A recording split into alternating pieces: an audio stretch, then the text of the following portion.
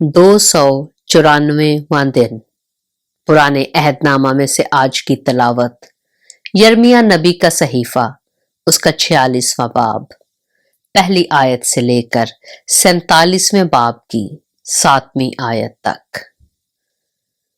खुदावंद का कलाम जो यर्मिया नबी पर अक़वाम की बाबत नाजिल हुआ, मिस्र की बाबत, शाह मिस्र फिरौन निको की फौज की बाबत, जो दरियाए फरात के किनारे पर कर्मकीस में थी, जिसको शाह बाबल नबूकदरज़र ने शाह यहूदा यहोयाकीम बिन यूसिया के चौथे बरस में शिकस्त दी। सिपर और ढाल को तैयार करो और लड़ाई पर चले आओ, घोड़ों पर साज लगाओ। ऐ सवारो, तुम सवार हो और खूद पहन कर निकलो। नेज़ों को सकील करो, बख्तर पहनो। मैं उनको घबराए हुए क्यों देखता हूं? वो पलट गए, उनके बहादुरों ने शिकस्त खाई। वो भाग निकले और पीछे फिरकर नहीं देखते, क्योंकि चारों तरफ खौफ है। खुदावंद फरमाता है, ना सुबक पा भागने पाएगा, ना बहादुर बच निकलेगा। शिमाल में दरियाए फरात के किनारे उन्होंने ठोकर खाई और गिर पड़े। ये कौन है जो दरियाए नील की मानद बढ़ा चला आता है, जिसका पानी सैलाब की मानद मौजसन है। मिस्र नील की तरह उठता है और उसका पानी सैलाब की मानद मौजसन है। और वो कहता है कि मैं चढ़ूंगा और जमीन को छुपा लूंगा, मैं शहरों को और उनके बाशिंदों को नेस्त कर दूंगा। घोड़े ब्रांगेख्ता हों, रथ हवा हो जाएं, और कूश और फूत के बहादुर जो सिपर बरदार हैं, और लूदी जो कमान कशी और तीर अंदाजी में माहिर हैं, निकलें। क्योंकि ये खुदावंद रब्बुल अफ़वाज का दिन यानी इंतकाम का रोज है, ताकि वो अपने दुश्मनों से इंतकाम ले। पस तलवार खा जाएगी और सेर होगी और उनके खून से मस्त होगी, क्योंकि खुदावंद रब्बुल अफ़वाज के लिए शुमाली सरजमीन में दरियाए फिरात के किनारे एक ज़बीहा है। ऐ कंवारी दुख्तरे मिस्र, जिलाद को चढ़ जा और बलसान ले। तू बेफायदा तरह तरह की दवाएं इस्तेमाल करती है, तू शिफा ना पाएगी। कौमों ने तेरी रुसवाई का हाल सुना और जमीन तेरे नाला से मामूर हो गई, क्योंकि बहादुर एक दूसरे से टकरा कर बाहम गिर गए। वो कलाम जो खुदावंद ने यर्मिया नबी को शाह बाबल नबूकदरज़र के आने और मुल्क मिस्र को शिकस्त देने के बारे में फरमाया। मिस्र में आशकारा करो, मिजताल में इश्तहार दो, हाँ नूफ और तखफहीस में मुनादी करो। कहो कि अपने आप को तैयार कर, क्योंकि तलवार तेरी चारों तरफ खाए जाती है। तेरे बहादुर क्यों भाग गए? वो खड़े ना रह सके, क्योंकि खुदावंद ने उनको गिरा दिया। उसने बहुतों को गुमराह किया। हाँ, वो एक दूसरे पर गिर पड़े और उन्होंने कहा, उठो, हम मोहलिक तलवार के जुल्म से अपने लोगों में और अपने वतन को फिर जाएं। वो वहां चिल्लाए कि शाह मिस्र फिरौन बर्बाद हुआ, उसने मुकर्ररा वक्त को गुजर जाने दिया। वो बादशाह जिसका नाम रब्बुल अफ़वाज है, यूं फरमाता है कि मुझे अपनी हयात की कसम, जैसा तबूर पहाड़ों में और जैसा किरमिल समंदर के किनारे है, वैसा ही वो आएगा। ऐ बेटी जो मिस्र में रहती है, असीरी में जाने का सामान कर, क्योंकि नूफ वीरान और भस्म होगा, उसमें कोई बसने वाला ना रहेगा।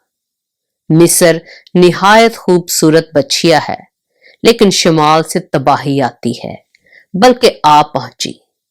उसके मजदूर सिपाही भी उसके दरमियान मोटे बछड़ों की मानद हैं, पर वो भी रूह गर्दान हुए। وہ اکٹھے بھاگے، وہ کھڑے نہ رہ سکے، کیونکہ ان کی ہلاکت کا دن ان پر آ گیا، ان کی سزا کا وقت آ پہنچا۔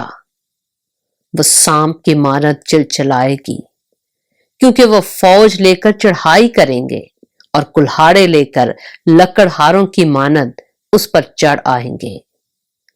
وہ اس کا جنگل کاٹ ڈالیں گے، اگرچہ وہ ایسا گھنا ہے کہ کوئی اس میں سے گزر نہیں سکتا۔ خداوند فرماتا ہے، کیونکہ وہ ٹڈیوں سے زیادہ بلکہ بے شمار ہیں۔ دختر مصر رسوا ہوگی، وہ شمالی لوگوں کے حوالہ کی جائے گی۔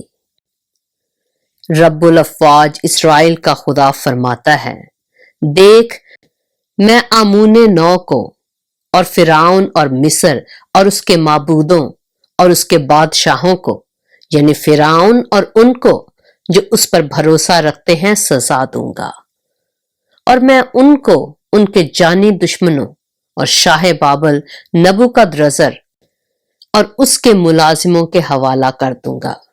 لیکن اس کے بعد وہ پھر ایسی آباد ہوگی جیسی اگلے دنوں میں تھی، خداوند فرماتا ہے۔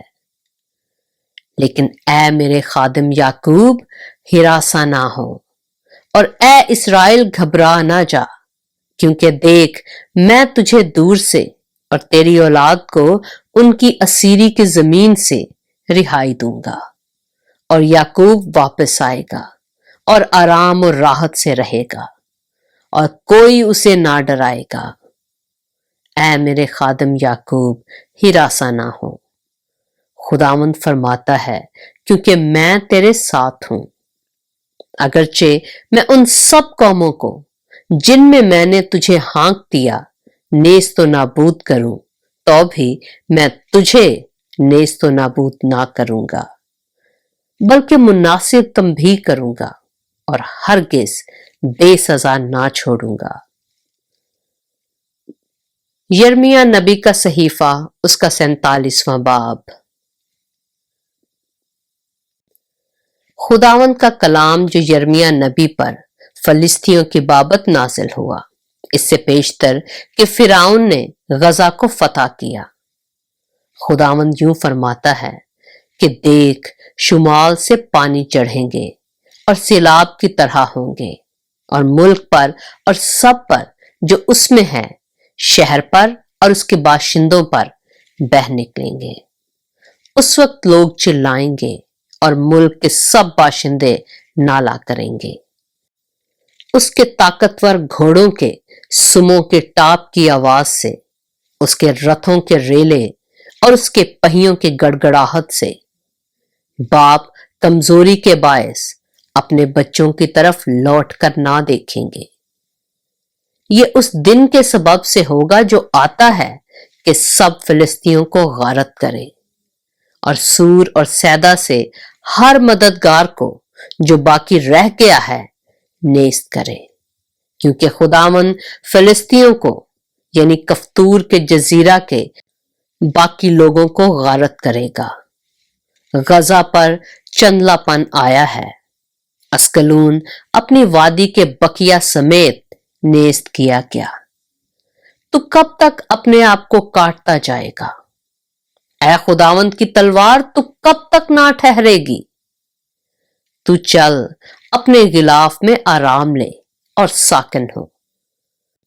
وہ کیسے ٹھہر سکتی ہے جبکہ خداوند نے اسکلون اور سمندر کے ساحل کے خلاف اسے حکم دیا ہے، اس نے اسے وہاں مقرر کیا ہے۔